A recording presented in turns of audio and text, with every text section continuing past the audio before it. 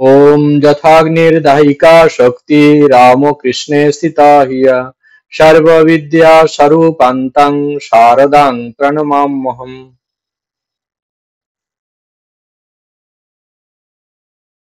আজকে আমাদের আলোচনার বিষয় একবার বিরাজ গো মা হৃদি কমলাসনে, তোমার ভুবন ভরা রূপটি একবার দেখে লই মা নয়নে।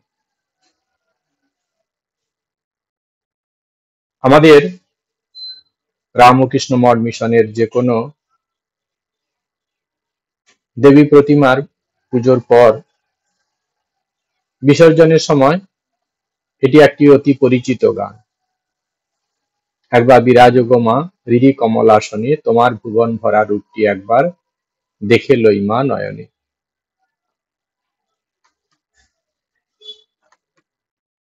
অন্য সময় এই গানটি কখনো কখনো শোনা যায়, কিন্তু এই বিশেষ মুহূর্তে অর্থাৎ দর্পণ বিসর্জনের সময় ওই গানটি একটি বিশেষ ভাব আমাদের মনের জগতে তৈরি করে। শুধু তাই নয়, ঠিক ওই বিশেষ ক্ষণটিতে ওই গানটি গাওয়ার বিশেষ তাৎপর্য আছে। ঠাকুর শ্রী শ্রী রামকৃষ্ণ দেবের ত্যাগী সন্তান শ্রীমৎ স্বামী শারদানন্দজি মহারাজ শ্রী শ্রী রামকৃষ্ণ লীলা প্রসঙ্গ গ্রন্থে পূজার মূল তত্ত্বটি অতি সংক্ষেপে সুন্দর ও পরিষ্কারভাবে বর্ণনা করেছেন। তিনি বলছেন, কোন দেবতার পুজো করতে বসলে প্রথমেই কুলকুণ্ডলিনীকে মস্তকের সহস্রারে উঠিয়ে ঈশ্বরের সহিত অদ্বৈত ভাব বা অভিন্ন ভাব চিন্তা করতে হবে। মূলাধারে যে কুলকুণ্ডলিনী শক্তি আছে তাকে সহস্রারে উঠিয়ে তারপর ঈশ্বরের সঙ্গে, যে দেবতার পুজো করতে চাই আমরা, তার সঙ্গে অভিন্ন চিন্তা করতে হবে। তারপর আমাদের কি করতে হবে, সেই অবস্থা থেকে দুটি পৃথক অবস্থা ভাবতে হবে। প্রথম অবস্থা কি ভাববো না, পূজক যিনি পুজো করছেন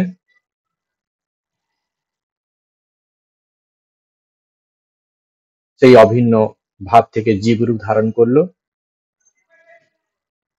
আর দ্বিতীয় আরেকটি অবস্থা, ঈশ্বর জ্যোতির্ঘন রূপ ধারণ করে জ্যোতি ঘনীভূত হয়ে পূজকের পূজ্য দেবতা রূপে প্রকাশিত হবে। এরপর সেই দেবতাকে ভেতর থেকে বাইরে এনে পুজো করতে হবে। মনে মনে অদ্বৈত ভাব নিয়ে এলাম, যে দেবতার পুজো করব তার সঙ্গে অভিন্ন। তারপর আবার মনের মধ্যে দুটি পৃথক অবস্থা তৈরি করতে হবে। একটি, যিনি পুজো করছেন আমি পূজক, আমি পুজো করলে আমি পূজক, এটি একটি ভাব, জীব রূপ ধারণ করেছি আমি। আবার আরেকটি ভাব সঙ্গে সঙ্গে উৎপন্ন হয়েছে, ঈশ্বর জ্যোতি ঘনীভূত হয়ে তিনি কি করছেন, দেবতা রূপে প্রকাশিত হচ্ছে। তিনি তো নিরাকার, তাকে রূপ দেওয়া হচ্ছে। এরপর ওই দেবতাকে ভেতর থেকে বাইরে নিয়ে পুজো শুরু করতে হবে। শাস্ত্রকে আমরা পাই, দেব ভূত্বা দেবং যজেত, নিজেকে দেবস্বরূপ কল্পনা করতে করতে দেবতা হয়ে তারপর দেবতা পুজো করতে হবে। দেবতার সঙ্গে অভিন্ন রূপ কল্পনা করে তারপর দেবতার পুজো আমাদের করতে হবে।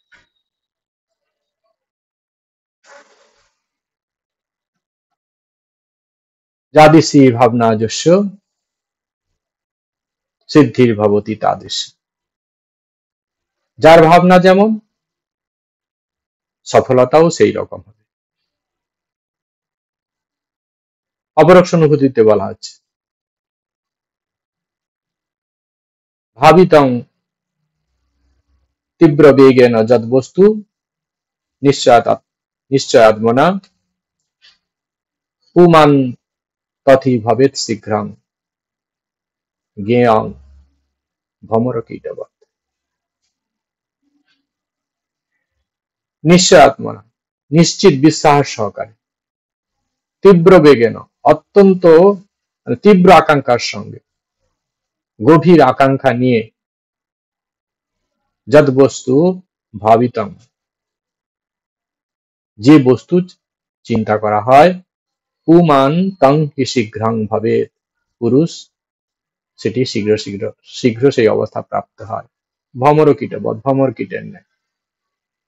অর্থাৎ ঈশ্বরের স্বরূপ চিন্তা করতে করতে আমরা ঈশ্বর স্বরূপতা লাভ করতে পারবো। ভ্রমরকীটবৎ কিরকম জিনিসটি? এখানে কীট সসীমতার প্রতীক আর ভ্রমর অসীমতার প্রতীক। ভ্রমর ছোট একটি পোকাকে ধরেছে, ধরে নিজের বাসায় রেখেছে, আর যখন ইচ্ছা হয় তাকে হুল ফোটায়। ভয়ে ওই কীটটা কি করে, সবসময় ভ্রমরের কথা ভাবতে থাকে, এই বুঝে এলো আমাকে হুল ফোটাবে। এই ভার সব সময় নিরন্তর ভ্রমরের চিন্তা করতে করতে ভ্রমরের শরীর প্রাপ্ত হয়। ঠিক একইভাবে এই মায়াবদ্ধ জীব নিষ্ঠা সহকারে নিরন্তর যদি তার সেই ব্রহ্মস্বরূপতার কথা ভাবে, তবে এই জীব দশাতেই সীমার গণ্ডি ছাড়িয়ে অসীমতায় প্রতিষ্ঠিত হবে, অর্থাৎ জীব ব্রহ্মে স্থিতি লাভ করতে পারবে। আসলে এই যে ব্রহ্মস্থিতি লাভ করা, এটি যেন অপ্রাপ্ত বস্তুর প্রাপ্তি নয়, প্রাপ্ত বস্তুর প্রাপ্তি। আমরা স্বরূপতই ব্রহ্ম, আমরা সংসার দশায় এসে মায়ের জন্য আমরা ভুলে গেছি, তো সাধনের মাধ্যমে আমরা সেই স্বরূপটি আবার বুঝতে পারবো, জানতে পারবো, আমার ক্ষয়ে যাওয়া স্বরূপকে আমি বুঝতে পারবো, সেই স্বরূপে আবার প্রতিষ্ঠিত হতে পারবো। তার জন্য নিরন্তর আমাদের সেই স্বরূপের কথা ভাবতে হবে। আমাদের যে বৈদিক কিংবা তান্ত্রিক পুজো আছে, সেখানে এই স্বরূপ লাভ করার জন্য যে পুজোর যে ক্রম, সেটি যদি আমরা বিশ্লেষণ করি, সেখানে দেখবো যে একাত্মতা লাভ। পূজ্যের সঙ্গে পূজকের, দেবতার সঙ্গে দেবতার পূজারীর একাত্মতা লাভ করা, এটাই হচ্ছে পূজার উদ্দেশ্য। সে বৈদিক পুজো কি তান্ত্রিক পূজার ক্রমগুলো সেখানে যদি আমরা দেখি, সেখানে কি আছে? প্রথমে সাধক প্রথমে বাহ্য পুজো, দেবতাদের স্থূল ধ্যান করে, তারপর দেবতার সূক্ষ্ম রূপের ধ্যান, এবং সেই ধ্যানের দ্বারা দেবতার সঙ্গে একাত্মতা হয়। তারপর সেই ভাব চৈতন্যময় সত্তাকে পূজাধারে অর্থাৎ যন্ত্রের মধ্যে স্থাপন করে। এরপর দেবতাকে বিভিন্ন উপাচারে পুজো করার বিধান।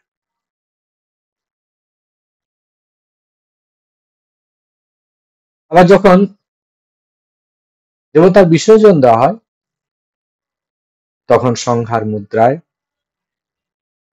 পুষ্প গ্রহণ করে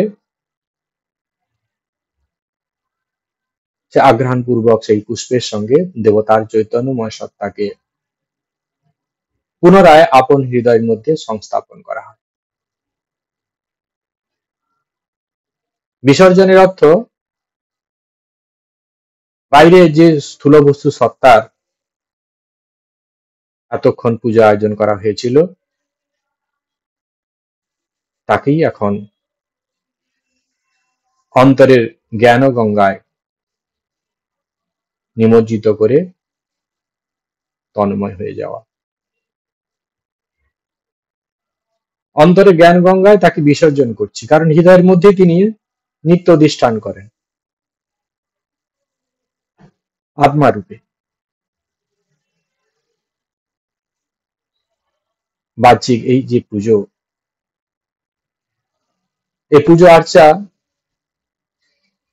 এ তো সাময়িক,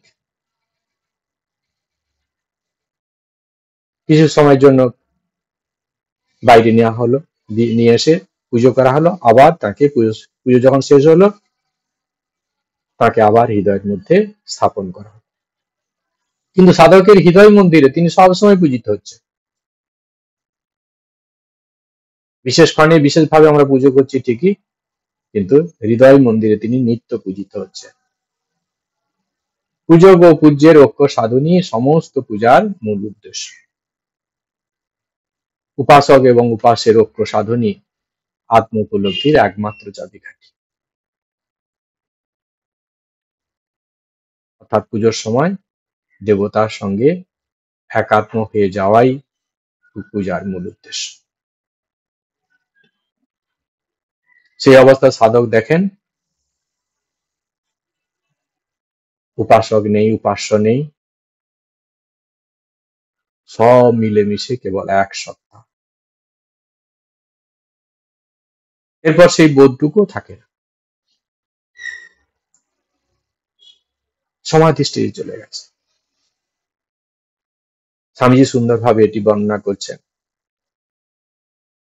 নাহি সূর্য নাহি জ্যোতি, নাহি শশাঙ্ক সুন্দর, ভাসে বোমে ছায়া সম, ছবি বিশ্ব চরাচর। অস্ফুট মন আকাশে, জগত সংসার ভাসে, ওঠে ভাসে ডুবে পুন, অহং স্রোতে নিরন্তর। ধীরে ধীরে ছায়া দল মহালয়ে প্রবেশিল, বহে মাত্র আমি আমি এই ধারা অনুক্ষণ। সে ধারাও বদ্ধ হল, শূন্যে শূন্য মিলাইল, অবাং মনস গোচরম, বোঝে প্রাণ বোঝে যার। স্বামীজি ধ্যানের 4টি অবস্থা পরপর বর্ণনা করেছেন এই গানটির মধ্য দিয়ে। প্রথম অবস্থায় অর্থাৎ ধ্যানের প্রারম্ভে বিশ্বজগতের ছবি ছায়ার মতো মনে ভাসতে থাকে, কারণ মনকে আস্তে আস্তে আস্তে আমরা গুটিয়ে নিচ্ছি, সংস্কারচ্ছন্ন মন, তাই ধ্যেয় বস্তু ছাড়াও অন্যান্য চিন্তা আসে। দ্বিতীয় অবস্থায় কি হয়, কেবলমাত্র এক সূক্ষ্ম অংশ অস্ফুট মনের আকাশে যেন উদিত হচ্ছে। একবার আসছে, আরেকবার ভাস, আবার প্রকাশিত হচ্ছে, আবার যেন ওখান থেকে ডুবে যাচ্ছে। একবার উদয় হলো, আবার লয় পেয়ে গেল। এই অবস্থা থাকছে। তৃতীয় অবস্থায় এই অস্ফুট প্রকাশও বন্ধ হয়ে যায়, তখন কেবল একটা ভাব, আমি আমি, শুধু অহং ভাবটি তখন শুধু জেগে থাকে। তারপর এই যে আমি দেখছি, সেটিও বন্ধ হয়ে যায়, অহংধারা বন্ধ হয়ে মনের সমস্ত প্রকার ক্রিয়া লয় হয়ে যায়। তখন যা থাকে তা বাক্য মনের অতীত, অবাং মনস গোচর। এটি হলো ঠিক ঠিক জ্ঞান।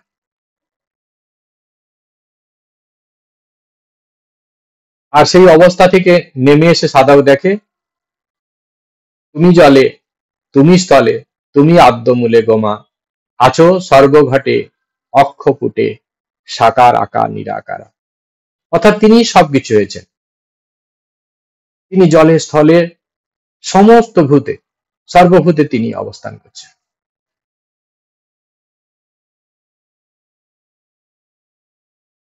পূজা আর্চা, কাজকর্ম, যোগ যাই করি না কেন, সবকিছুর মূল উদ্দেশ্য কিন্তু এই আত্ম উপলব্ধি, স্বরূপের জ্ঞান। এই স্বরূপের যতক্ষণ জ্ঞান আমাদের না হয়, ততক্ষণ এই ভেদ দর্শন মানুষে মানুষে যে ভেদ, নারীতে পুরুষে ভেদ, জাতিতে জাতিতে যে ভেদ, পশু পাখিতে যে ভেদ, স্বরূপের জ্ঞান আমাদের হচ্ছে না। যখন আমরা যথার্থ জ্ঞানী হতে পারবো, যখন জগৎকে, তখন দেখবো একটা সত্তা, তিনি সবকিছু হয়েছেন, আর তিনি আমি হয়ে প্রকাশ পাচ্ছে।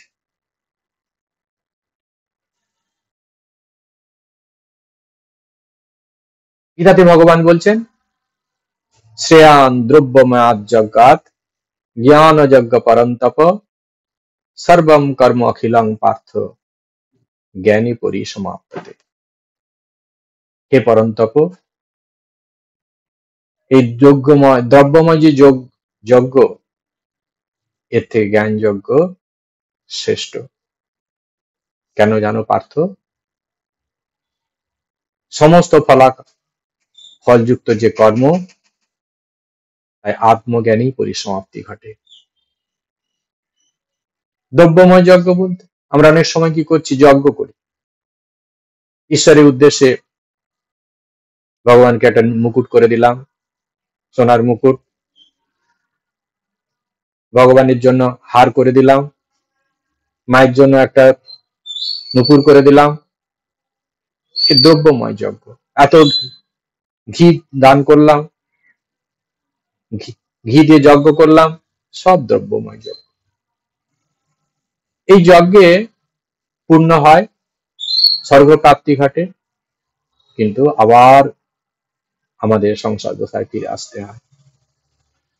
কিন্তু যখন মানুষ আত্মজ্ঞান লাভ করে, স্বরূপ জ্ঞান যখন লাভ করে, তখন আর এই জগৎ সংসারে আসতে হয় না।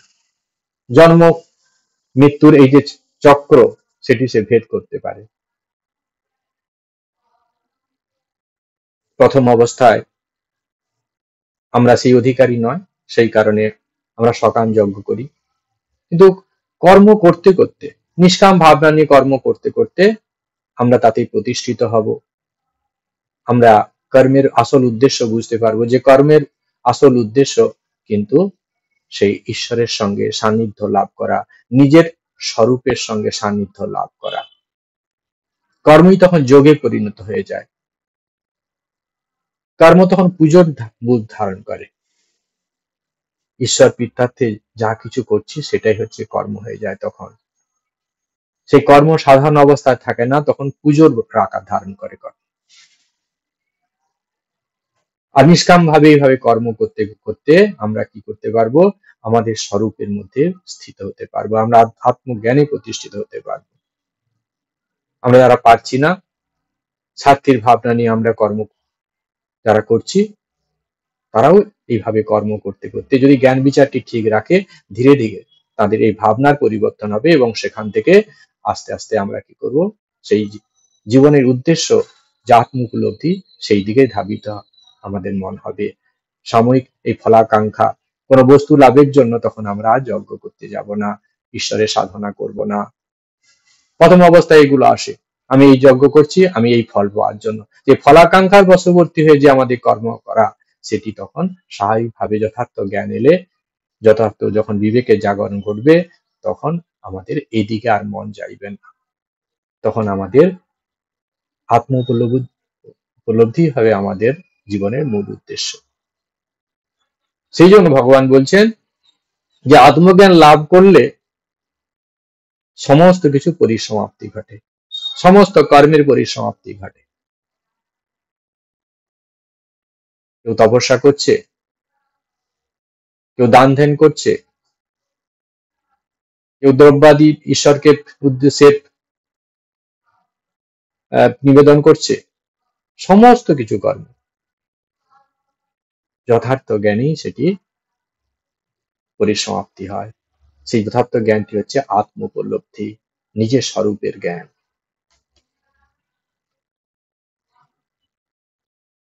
কিন্তু জগন্মাতা এই যে মহামায়ার জগৎ, আর সবাই কিন্তু এই উপলব্ধি লাভ করতে পারে না। সবাই কিন্তু প্রথম অবস্থায় এই জ্ঞানের অধিকারী নয়। তাই যে তিনি যে সর্বভূতে অবস্থান করছেন, এটি তারা লাভ করতে পারে না। সংসারের মধ্যে আছে, মায়ের কবলের মধ্যে পড়ে এই যে উচ্চ কথাবার্তাগুলো ধারণ করতে পারে না। হে মাতা, উপলব্ধিমান পুরুষের কাছে তুমি সর্বপ্রথম। তুমি সবকিছুর মধ্যে প্রকাশ পাচ্ছ। যিনি উপলব্ধিমান পুরুষ, যিনি আত্মজ্ঞানে প্রতিষ্ঠিত হয়েছেন, তিনি বুঝতে পারছেন। কিন্তু মা, যিনি সাধক, এখনো তোমার সর্বভূতময় অস্তিত্ব, সর্বম খলুদং ব্রহ্ম, এই যে অস্তিত্ব, সে তো বোধ করতে পারেনি। তাই সে কি করে? সে তার অন্তরের ভাব পরিপুষ্ট চৈতন্যময় সত্তাকে মনের মাধুরী দিয়ে বাহ্যিক প্রতিমার মধ্যে স্থাপন করে বিধিবৎ তোমার পূজা অর্চনা করে শাস্ত্রবিধি অনুসারে অন্তরের জ্ঞান ও গঙ্গায় তোমাকে আবার বিসর্জন দেয়। কেন তোমাকে অন্তরে জ্ঞান গঙ্গা বিসর্জন দেয়? কারণ সাধকের হৃদয়ের মাঝে তুমি আত্মারাম হয়ে নিত্য বিরাজমান। এরা পিঙ্গলা রূপ দুই শ্বাসনাড়ী যেন পুষ্পরূপ ধারণ করে নিত্য তোমার পদযুগলে পুষ্পাঞ্জলি অর্পণ করছে। মনের সুপ্ত ভাব রাশিকে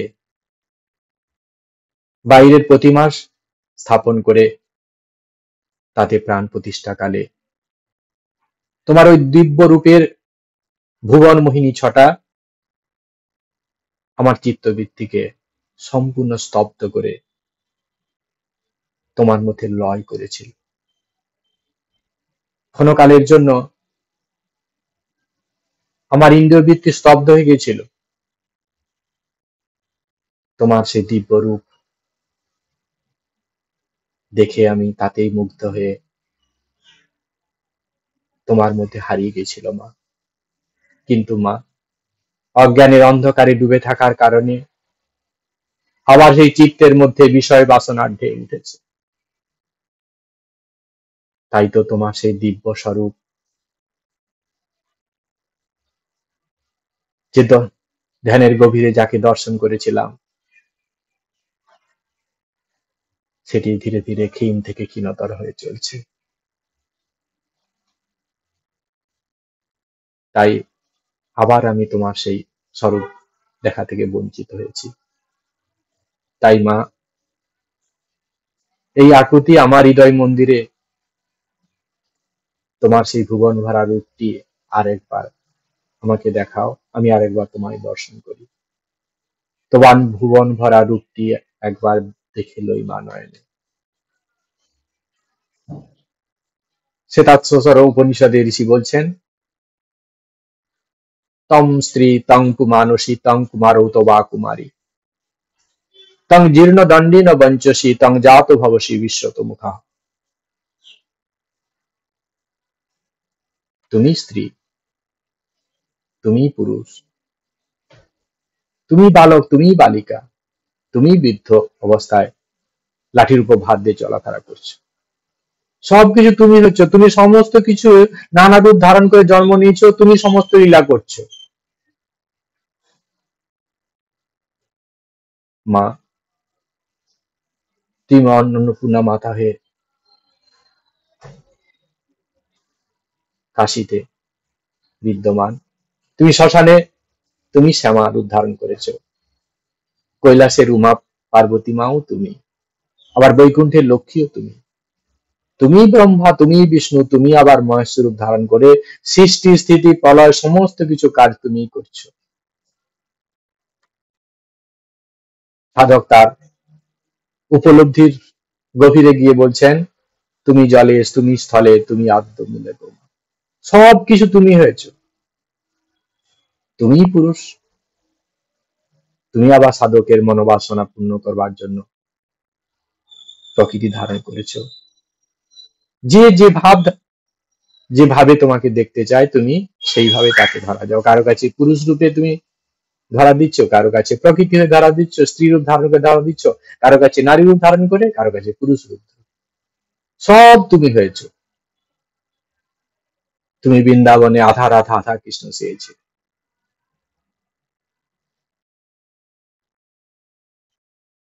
মহত্তত্ব থেকে শুরু করে পঞ্চমহাভূত, তৃতীয় তেজ মরুদ বোম অর্থাৎ মাটি, জল, অগ্নি, বায়ু, আকাশ, পঞ্চ কর্মেন্দ্রিয় বাঘ, পানি, পাদ, পায়ু, পস্ত,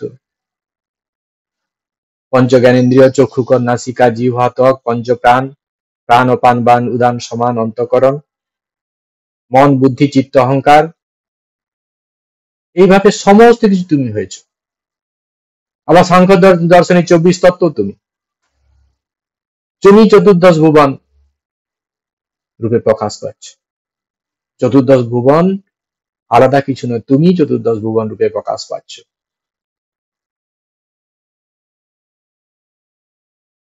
তুমি পুরুষ, তুমি প্রকৃতি। তুমি যখন শিব রূপে অবস্থান করছো তখন তুমি পুরুষ, আবার যখন তোমার ক্রিয়া শক্তি যখন সৃষ্টি করছো তখন তুমি কালী রূপ ধারণ করছো। তুমি শিব, তুমি কালী, তুমি পুরুষ, তুমি প্রকৃতি। যখন সমাধির অবস্থায় তখন তুমি শিব, আবার যখন তোমার কর্ম চলছে তখন তুমি কালী। শিব আর কালী আলাদা কিছু না, একই সত্তা, কর্মভেদে নাম। যিনি শিব তিনি কালী, যিনি পুরুষ তিনি প্রকৃতি। তাই তো ঠাকুর বলছেন শিব শক্তি অভিন্ন।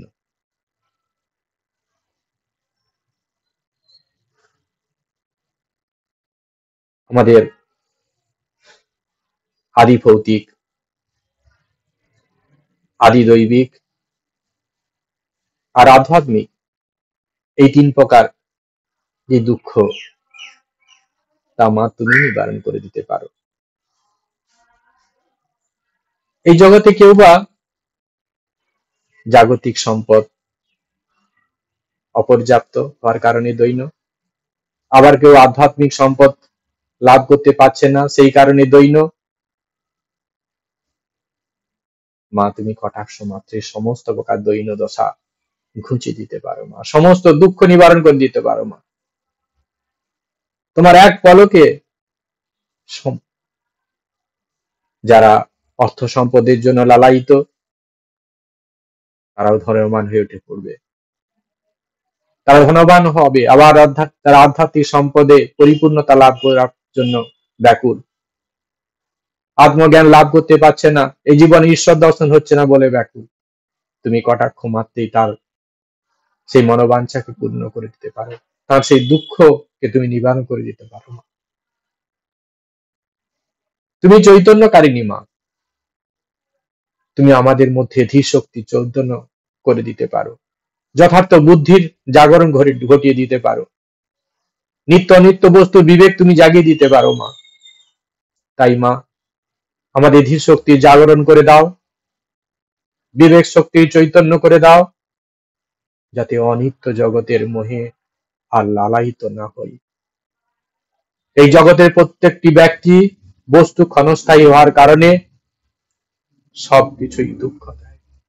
এখানে চিরশান্তি কোথাও নেই, কারণ জগৎ অনিত্য, জগতে বস্তু সকল অনিত্য, এই জগতে একমাত্র নিত্য বস্তুই তুমি। তাই অনিত্য বস্তুকে যদি আমরা নিত্য বস্তু ভেবে ছুটে যাই পেতে, সেখান থেকে পরিণামে আমরা শুধু দুঃখই পাবো মা। তোমার পাদ পদ্মেই একমাত্র শাশ্বত শান্তি, শাশ্বত আনন্দের উৎসস্থল। এই সত্যটা কিছু ধারণ করেছি মা, শুধু বোধ করতে পারিনি। বই পড়েছি, সাধু সন্তদের মুখে শুনেছি, তাই জেনেছি, কিন্তু বোধ হয়নি মা। তাই বারবার দুঃখ দৈন্য রূপ বিড়ম্বনা আমার জীবনকে গ্রাস করে ফেলেছে। তুমি আমাকে এখান থেকে ত্রাণ করো মা। আমার যেই বিড়ম্বনা, আমার যেই মোহগ্রস্ত অবস্থা, সেটি তুমি ঘুচিয়ে দাও মা, চির শান্তি প্রদান করো মা। আমি যেন অনিত্য বস্তু পাওয়ার মোহে আর না ছুটি, জীবনের উদ্দেশ্য যেন খুঁজে পাই, এবং সেটিকে লাভ করার জন্যই আমি যেন সদা চিন্তামগ্ন থাকি। সেটি যেন জীবনের একমাত্র উদ্দেশ্য হয়। তোমার স্বরূপ দর্শন করি দাও মা, আমি যেন আমার দিব্য সত্তার অনুভব করতে পারি, আমার ঘুচিয়ে যাওয়া, আমার ভুলে যাওয়া আমিকে যেন আমি খুঁজে পাই। কৃপা করে আমার মধ্যে সেই বিবেক জাগরণ করে দাও মা। মা, মূর্তিতে প্রাণ প্রতিষ্ঠা করে পূজার ক্রম অনুসারে ধ্যানের গভীরে গিয়ে বাহ্য পূজার পর মানস পূজার শেষে সূক্ষ্ম ধ্যানে হৃদয় মাঝে যে ভাব উজ্জ্বল শ্রী চৈতন্য ঘন মূর্তিকে যন্ত্রের মধ্যে স্থাপন করেছিলাম, সেই ধ্যানের কালে মনের মধ্যে যে চৈতন্য ঘন রূপ দিব্য রূপ ধারণ করে আমার মনকে ভাববিহ্বল করেছিল, আর তারপর তোমার মৃন্ময় মূর্তিতে যখন সেই চৈতন্য সত্তাকে আরোপিত করেছি, সেই চিন্ময় রূপ মৃন্ময় রূপ কি হয়েছে, চিন্ময় রূপে পরিণত হয়েছে। সেই ভুবনমোহিনী রূপ ক্ষণকালের জন্য আমার সমস্ত ইন্দ্রিয়বৃত্তিকে স্তব্ধ করে তুমি সর্বভূতময় করে তুলেছিল।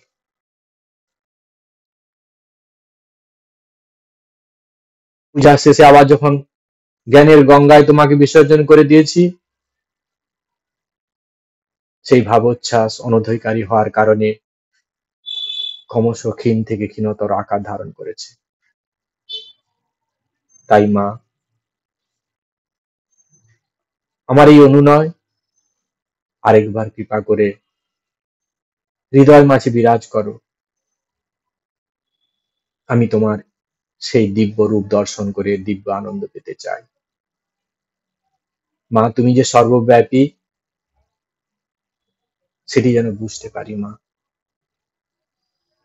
তুমি ধরতী মাতা, ভগবান বিষ্ণু তোমার ধারণা করেন না, কারণ তুমি বিষ্ণু স্বরূপা। তাই এই বসুন্ধরা পৃথিবী তোমারই কোল, তুমি বসুন্ধরা হয়ে প্রকাশ পাচ্ছ। তুমি তো সমস্ত কিছুই। তুমি পূজার গভীরে যেভাবে হৃদয় মাঝে উদয় হয়েছিলে, যেভাবে মনের মধ্যে দিব্য আনন্দের সৃষ্টি করেছিলে, যেভাবে আমার মন তোমার মধ্যে লয় পেয়েছিল, সেই রূপ আরেকবার আমায় দেখাও। সেই রূপে আরেকবার আমার হৃদয় মাঝে উদয় হও মা। আমি এই বসুন্ধরা রূপ তোমার এই কোলের বসে মা মা বলে তোমার সেই দিব্য রূপ দর্শন করতে করতে ধ্যানের গভীরে চলে যাই, স্থির হয়ে যাই তোমার সেই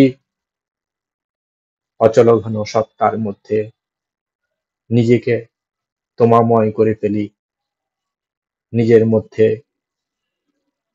যেন মিলেমিশে একাকার হয়ে যায়, সবকিছু তোমাময় হয়ে যায়, আর যেন ভুবন মোহিনী রূপের কখনো না মোহিত হয়ে পড়িয়া। তাই মা, কৃপা করে আমার মধ্যে সব সময় আমার হৃদয় মাঝে প্রকাশিত হও, আমাকে সেই দিব্য দর্শন দিয়ে সব সময় আমার মন ভরিয়ে রাখো। তোমার এই ভুবন মোহিনী মায়ায় যেন আর মোহিত না হই। কৃপা করে আমায় সেই অবস্থা করে দাও মা। আজকে এই পর্যন্ত। ভালো থাকুন, আনন্দে থাকুন। জয় ঠাকুর, জয় মা। ওম শান্তি শান্তি শান্তি। হরি ওম তৎসৎ। শ্রীরামকৃষ্ণার্পণমস্তু।